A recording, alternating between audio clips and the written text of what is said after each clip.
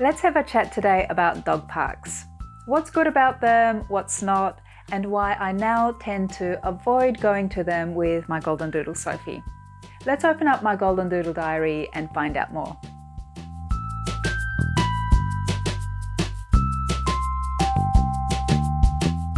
Welcome back to my Goldendoodle diary. I'm Joanna here with Sophie. This channel is all about Goldendoodles, Groodles, Doodle dogs. Consider subscribing if this sort of doggy chat is your thing. And if you get value from what you hear, hit the like button just to do something nice. From the outset, I will say I have a lot of sentiment about dog parks. Before I got Sophie, I'd go past them and wish for the day I got to take my own dog there, to be part of, the doggy community. So when puppy Sophie came along, I started to prepare her to enter the world of dogs.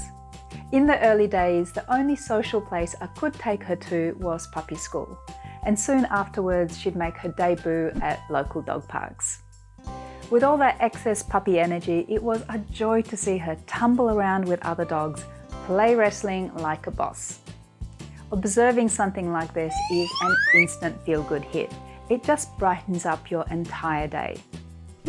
But speaking of observing, being in amongst it with a dog under my own care, I got a whole lot more insight into the doggy world. What I saw is you get really great and not so great matches for energy levels, for how much they like to engage with one another, and for size. I could see there were dogs that were much more gentle and mild-mannered than Sophie. For them, Sophie's energetic ways were too overwhelming and didn't go down too well. That was especially the case with senior dogs. Most of the time, they don't like to tolerate any of that puppy nonsense. And then other dogs like to play and wrestle too, but were either too rough for Sophie, where I could see her visibly recoil, or were just too big and heavy.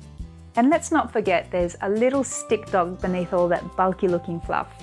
So a friendly but heavy dog which isn't particularly gentle could inadvertently injure her. I found myself being watchful and preventing Sophie from bothering dogs and people that didn't want to engage with her, and also to protect her from big dogs that thought play wrestling was a good idea, as well as those that played too rough or were outright tense and unfriendly. I could see clearly how Sophie was too much for some dogs and that certain other dogs were too much for her. I know that in their own ways, dogs establish their own pack order, sometimes in good ways and other times in ways I don't feel comfortable with. Now here is one of my biggest reasons for not taking Sophie to dog parks. Sophie has far more bravado than good sense and will absolutely not submit or back down to any other dog, even when she absolutely should, because the dog before her is more serious, more bulky and more alpha than she imagines herself to be. That leaves me as the potential rescuer in any sticky situation. I know that in an emergency, Caesar Milan has some great techniques for breaking up dog fights, if it came to that.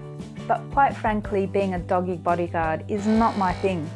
I like dogs, but I'm not prepared to handle strong alphas when they get serious, while Sophie prances around oblivious to their tense body language. I did have one experience of a dog at a dog park actually attacking Sophie. He had his hackles up and came in snapping at her a few times. That got my adrenaline going. And by the way, there were no stolen tennis balls involved, but more on that later. I tried to position myself in between the dog and Sophie, hoping not to get bitten. The dog's owner was a young kid who had no idea how to handle the situation. In the end, Sophie only ended up with a big scratch across her belly and seemed perplexed about just what happened. All up, I was probably more shaken than she was. I remembered all the people I met who said they don't go to off-leash dog parks anymore because their dog was attacked in the past, and some very seriously, or they just didn't feel that owners have enough control over their dogs for them to feel safe. The other thing that in my mind makes Sophie a bad candidate for dog parks is her propensity for stealing tennis balls. So much so that if there are tennis balls at a dog park, and there almost always are, she doesn't even play with other dogs. Instead, she pilfers their tennis balls, then lays down and guards them.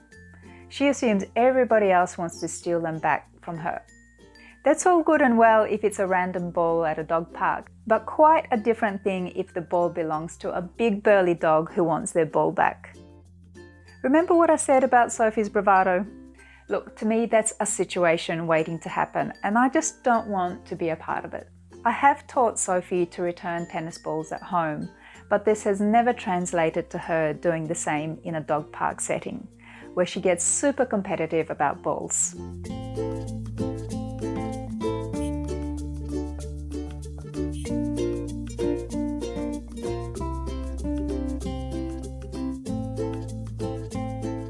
Another reason I mostly avoid dog parks is that many of them around me are on low-lying land with water runoffs, dirt patches and muddy puddles, which Sophie loves to roll around in. And unless I have an hour free to wash her afterwards, I don't give her the opportunity to get that dirty, which is why I walk Sophie on a leash most of the time. Look, to be fair, when I did go to dog parks regularly, there'd be plenty of upsides. I got to know lots of dogs and people. In the early days, I got plenty of great puppy raising tips and opportunities to socialise my dog. And Sophie got to happily roll around in the dirt, which is an upside from her perspective. Nowadays, on rare occasion, I'd go to small dog parks where Sophie can't run off with another dog's ball, and where I see dogs I feel comfortable for her to be around. And when I do, it's on days when she's scheduled for a bath anyway, so she can go for gold rolling in the dirt. But what do you think about dog parks? Love them? Avoid them? Let me know in the comments below. And if you'd like to know more about my experiences of having a Goldendoodle in my life, take a look at these videos on screen now. Please remember to subscribe and like, and we will see you in the next video. Ciao for now.